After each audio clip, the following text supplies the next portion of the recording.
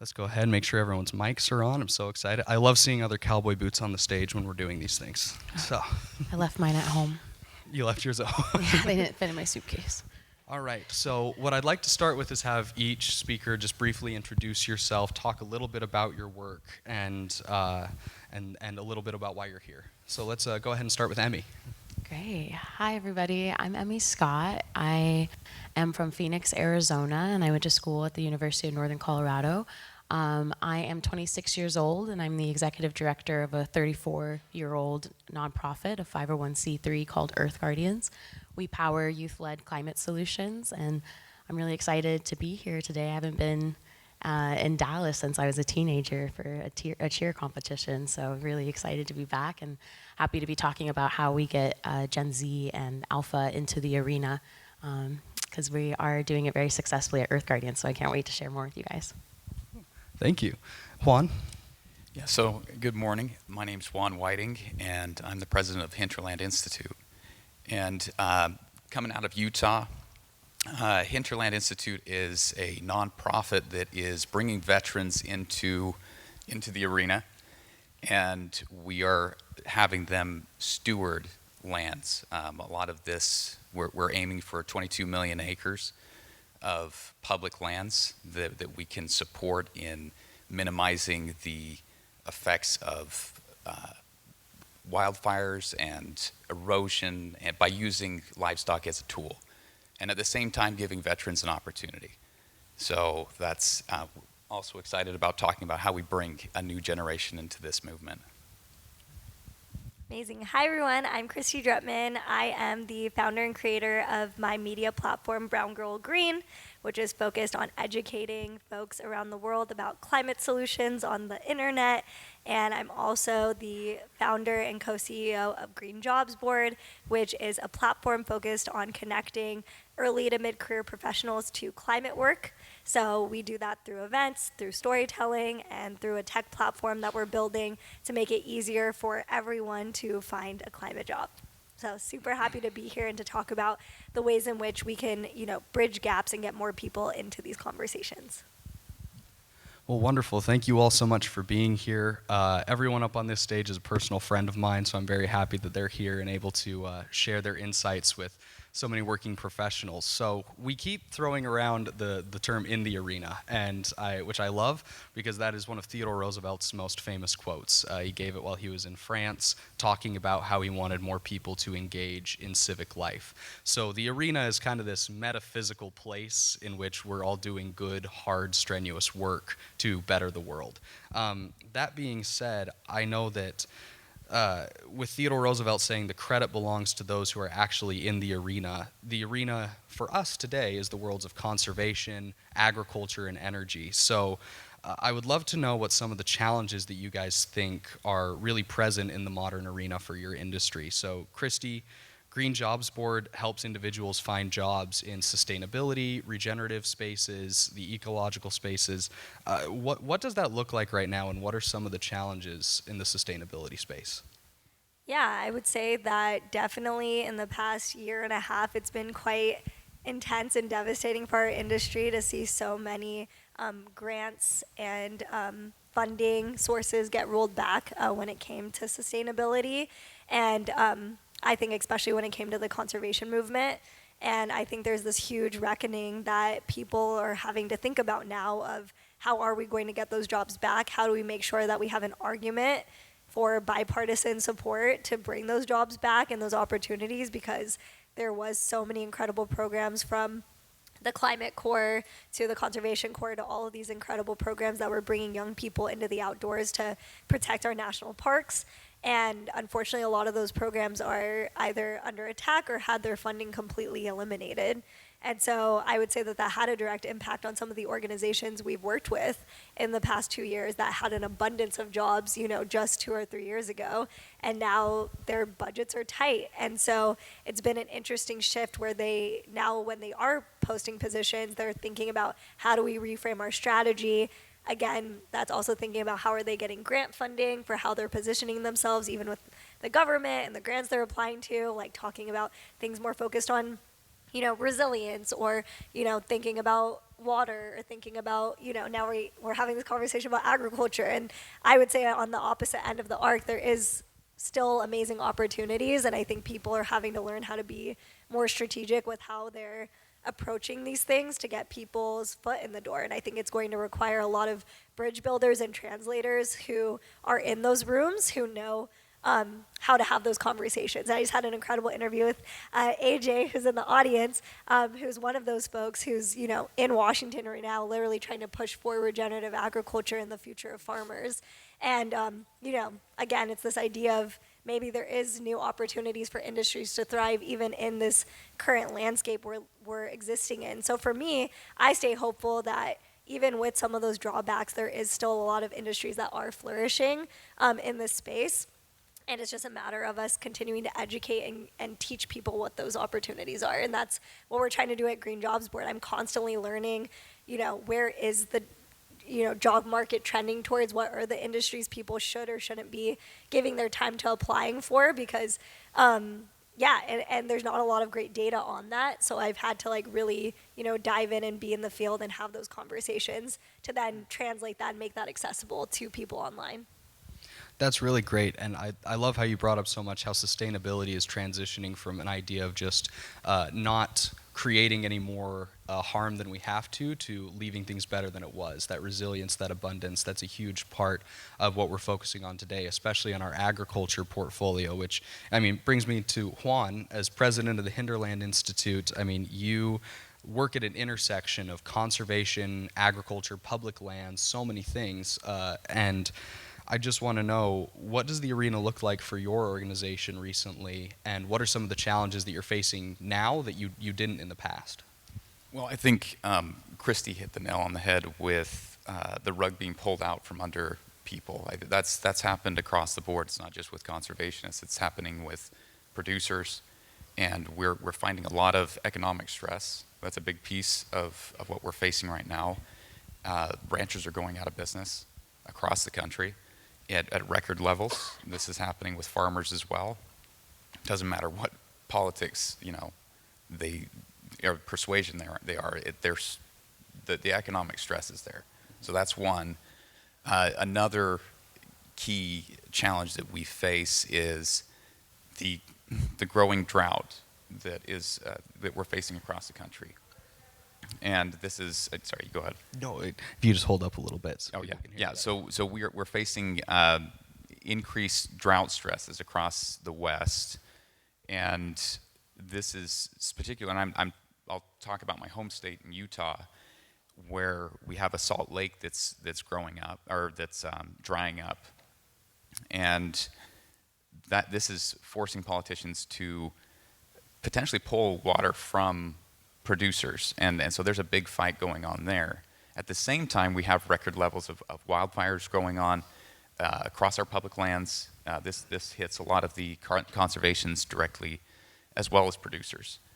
And obviously, we've seen flooding here in this state as well, and a lot of this is, I shouldn't call it an opportunity, but this is an opportunity for regenerative producers and stewards to step into the arena, because that's where we can really shine.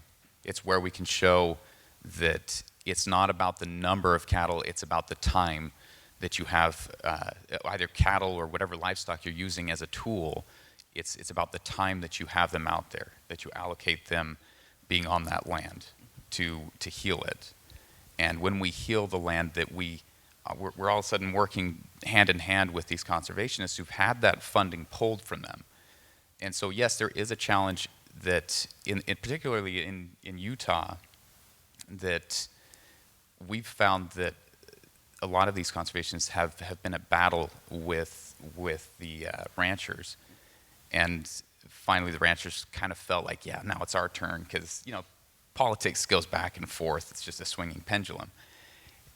But now we've been able to find with regenerative agriculture that there can be a bridge, that we say, look, if we work with the conservationists and we bring back biodiversity, if we bring back the pasture, we improve the water and the soil, we can actually go upstream and start to fill the Great Salt Lake, but at the same time improve your revenue streams as a producer, and at the same time access natural credits, carbon credits, and other opportunities that they haven't even been thinking about. So when we start to talk about all these opportunities, it changes the game for both on the conservation side and for the ranchers. So those are some things that we're seeing as far as the opportunities, but also the challenges that we're facing. I love being able to bring up opportunities and challenges in the same breath, because it keeps a nice level of optimism about what's happening, because it's so easy sometimes to feel like there's so much doom and gloom, especially in the space of trying to make the planet a better place, trying to take care of the environment around us. It can feel like everyone wants you to think it's all done tomorrow. And so it's good to be able to bring up those opportunities at the same time, especially in a place so close to home. So I appreciate that, Juan. And you talk so much about individual action, which our entire country is based off of individual action, and that's something that I think we need to all remember. So in terms of individual action, Emmy, you work so deeply in the volunteer space with Earth Guardians, trying to make sure that people are mobilized, people are out, they're changing their communities, they're changing what's around them. And with that being said, I mean, how has your arena been looking about the grassroots side of caring for the planet? Yeah, so at Earth Guardians, we're currently in 40 plus countries around the world, and we oversee a cohort of about 1,000 students annually, but that's growing. And it's growing because of this opportunity that we're talking about right here, this challenge and opportunity. So I do really appreciate as well you bringing that in, because a lot of that in our work is that balance of seeing both sides of the coin. And so, like you said, Christy hit the nail on the head with the lack of resources being one of our biggest challenges. And what I wanted to bring into the space was the mental health implications that come with that lack of resource. So especially for our young folks, and I think a lot of people in this room could probably relate to this. I know I relate to it. We're feeling that pendulum swing, and as we feel it swing, we constantly wonder, are we doing enough? Is everything that we've been doing worth it? And a lot of times I think young people look at the future and feel a little hopeless, but at the same time our arena looks extremely hopeful. So it is this weird precedent that we're in, where our arena looks abundant and we're positioned for the first time ever to make change that we've really thought to be impossible before. The upcoming generation, Gen Z and Gen Alpha, they're one of the largest generations to ever exist. And not only that, but one of the most caring and most aware generations. So this awareness that we have because of technology, it's the challenge and the opportunity, right? It's giving us access to work across borders, to work across ideologies, to be able to have access to one another, and at the same time it can be a little overwhelming.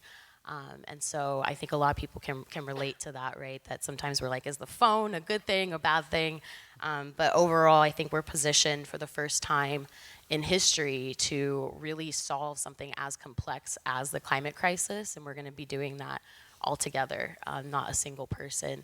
But it does start internally. It does start with that one person making that choice to make the change. So yeah, I think right now our arena, if you look at it simply, it could look a little dismal, but if you look at it with a more holistic view, there is a lot of opportunity, one of the greatest opportunities that we've ever had to make change.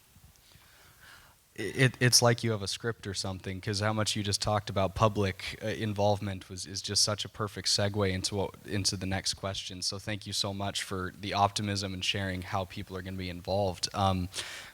We don't exist our work in a vacuum. We're not doing everything alone. The public can see what we're doing. Everybody has a platform, no matter how big or small. The public gets to see our work. And with that being said, I mean, public knowledge. Juan, you work in the regenerative agriculture space, and many folks don't know that it's one of the largest growing segments of the agricultural sector.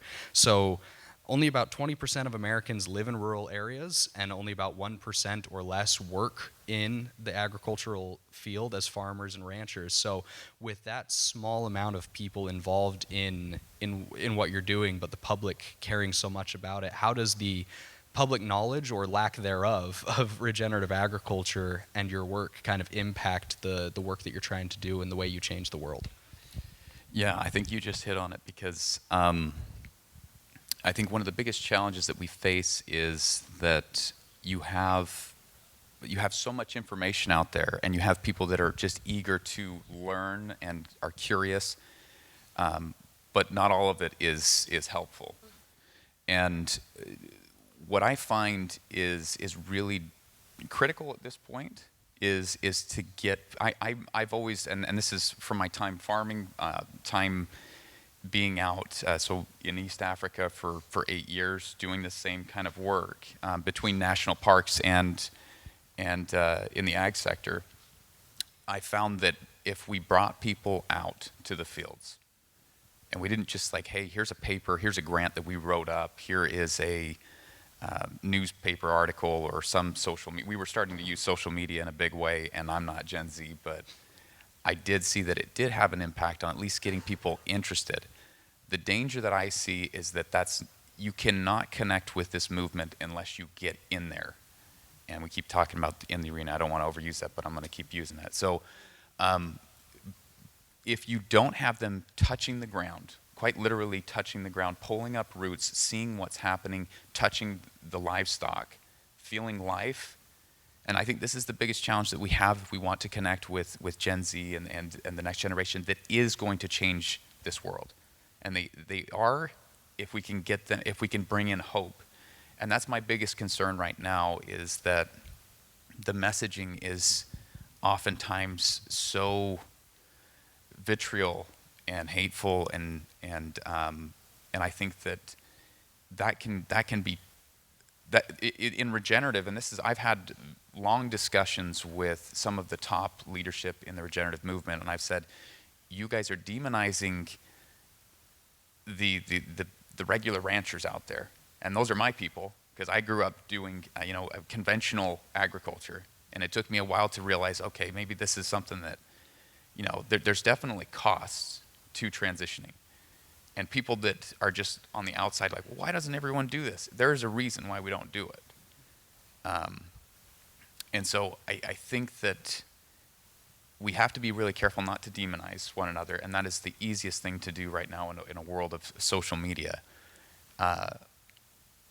But that messaging, I really think the best way for us to stop demonizing is to bring people out and say, like, hey, these are real people. And this is a real culture that you can be a part of. And bring them out to the farm, have them touch the soil, be involved bring in them what out, you're doing. let them touch it. And I think that's also a thing that we get a little bit funny with in the ranching industry, especially. Like, we kind of think we're an exclusive club. You got to earn your spurs, and I think that's got to die. It is going to die to a certain extent. I think not the culture necessarily, but this exclusivity, because you now have 70-year-olds that are trying to retire. None of their kids want to come back because they keep talking about the lifestyle, and they say, well, Dad, you never had a vacation. What kind of lifestyle is that? You don't have a retirement. All you have is this land, and is it going to have any value? Because now you've worked it, so all it is dust. We have to look at things in a very different way. And while I want to preach hope, I think we also need to be realistic, and we also have to give up a little bit. It is going to be painful for certain people who traditionally are feeling like, oh, this is mine. It was yours. And I think that the next culture coming, the upcoming generation is going to shape this world. There will be technology. There will be exciting things coming. But we do have to be open, and we have to kind of embrace some of these people. And I feel like we have a hard time embracing the youth in this movement. I don't know why. We're just weird about it. Yeah, I mean, I grew up farming as well in the traditional space, and there is a little bit of exclusivity. There's a club, and it's fun to be in there. It's fun to earn your spurs, but that's a hard thing to do in the modern world. And as we're looking at that, I think you're so right to bring people out, because the hope's in the soil. And if you can bring people out, have them, for Gen Z terms, touch grass, it's a really good thing to get people out and help them know what the future really looks like. So Is that a Gen Z term? it is. It's an insult, actually. Oh, is it? Okay. Touch grass. It's like some shade over there. But as the last question, so before we move on to the next segments of our program, I want to ask Christy and Emmy, you guys with both a really public-facing world, a lot different than the agricultural space in grassroots movement and then media especially. You might wonder, what are you doing in a public policy forum? So first off, thanks for being here. But I'm curious, what kind of opportunity and growth does what kind of policies will promote more public or growth for your guys' industries alone? I mean, that very public out-facing one in which so many people see what you're doing, they want to know what you're doing, as compared to Juan's, where not as many people are involved, not as many people know, and it's a battle to get more people to know about it. So the question is, what type of policy would we want? Yeah, what kind of policy would you want? What kind of things will help you in a very public out-facing role? Yeah, I mean, like I mentioned before, I think, job creation in this space needs to have a lot of support. We're in like one of the toughest, worst job markets across all industries across our country right now. But I would say that there's a huge opportunity in the conservation space where there's a lot of growth potential. And it's just a matter of having folks who can pass legislation that can bring that funding back. So that way those roles can be reinstored. So that way, there's conservation corps again, that like there's these pipeline programs to bring young people into these industries. I think at the end of the day, there is so many young people I meet across the country that care about these issues and want to take action, but they're just like, there's just not enough jobs or opportunities out there. And so, we do a really good job on trying to provide as much visibility as possible with our platform and our events.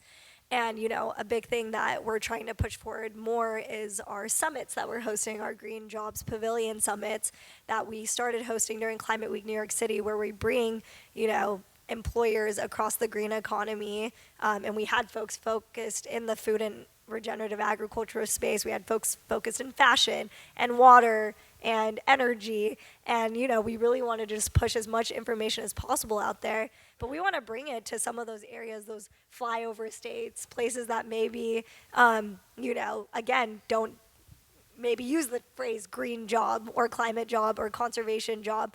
And how do we market and bring those, kind of partnerships there? And I've seen organizations and policymakers who have worked together to put on, workforce development summits and trying to put together media that is helping educate the public. And my goal would be to see policymakers that see that there needs to be more funding for climate storytellers, for people that are pushing forward getting the next generation of workforce together, and lastly, people that are going to advocate, the protection of our public lands. I would say, if I was going to pick my wish list of 3 things, that would be what it would be. If we had the microphone directly to them, of course. So, Emmy, what about you as kind of the wrap up? Yeah. And first off, I don't wonder why we're in this space. It's, public policy is everything. At Earth Guardians, like I said, we definitely recognize how change starts internally and then ripples out as an example where leaders can be an example for their community, inspire others to do the same. And at the same time, we give them the skills to be able to advocate and mobilize their community for civic engagement, because these changes and these projects that we're doing on the ground, they mean nothing if they're not protected by policies and the structure that holds them and contains them. So very important in our work. And for me, when I was thinking about this, I was thinking, Christy was saying, access and development is needed for climate solutions. So policy that is focused on being able to unlock philanthropic funding is huge. I know that there is some things out for this year. I wanted to bring up, midterm primary elections. There's a bill on the ballot called the Youth Mental Health. I did not write down the actual name of the bill, and I apologize for that. But it is a bill that is about making it easier for us to give education to students about climate change, and especially when we're having conversations like this, that social media can be divisive. It can be a tool, and it could also can be harmful. So I think it's really important that we're getting education structured, and we're putting it in spaces that is accessible for students. There's the Green Schoolyards bill that's out that's going to make it so young people can get into green spaces and physically touch them with their hands. And then, I wanted to give a little bit of grace to your point of, why does it seem like it's always a conversation or a challenge to get young people into this space? I think it can be kind of awkward sometimes, right? Like amongst different generations, it can feel sometimes a little uncomfortable for us to be able to break down our walls and bridge some gaps. And so that's something that I really admired about Teddy Roosevelt's work, was how much he was able to work across the aisles. And so that's the grace and the challenge that I want to leave with us, that when we're thinking about policy, thinking about putting people in positions to protect our values and putting policy up that aligns with our values. So I think a lot of times we need to remember our core, that even as, regardless of what your political views are, I believe that there are two things that connect us all: nature and our emotions. And a lot of times these conversations that we're having about what to do, how to do it, a lot of times our indigenous communities have already been thinking and doing this work. And so we're kind of reinventing the wheel when we're not including them into the conversation. So I believe just more representation in our policies, as well as just making sure that our policies are unlocking funding, education, access. All of that is going to make this challenge that we're seeing become fully an opportunity and no longer a challenge. And so I just wanted to leave on that note, that at Earth Guardians, we're working to make work like yours more visible, and we're doing it very successfully. So I can't wait to share more with you guys later at our various talks that we have throughout the day. And Yes. Yeah. So that's wonderful. I mean, all of you have hit on so many key points of what we want to discuss throughout the entire program today: resilience, abundance, and especially opportunity for all Americans, despite age, despite background. That's why we're going to be discussing so many different topics today: agriculture, energy, conservation, because they're also tied into one another. I mean, we all can't exist without all of those things. So to be able to bring in conversations about producing opportunity in all those roles, that's what we're very excited about today. So, and that's why we wanted to bring such a diverse group of professions and backgrounds up onto stage for this panel to talk about the state of the arena that we're all in and some of the challenges that we're facing and opportunities around. So thank you all so much for joining. We're going to hear from all three of these wonderful folks later in the program today. So thank you all for being on this panel. Thank you. thank you.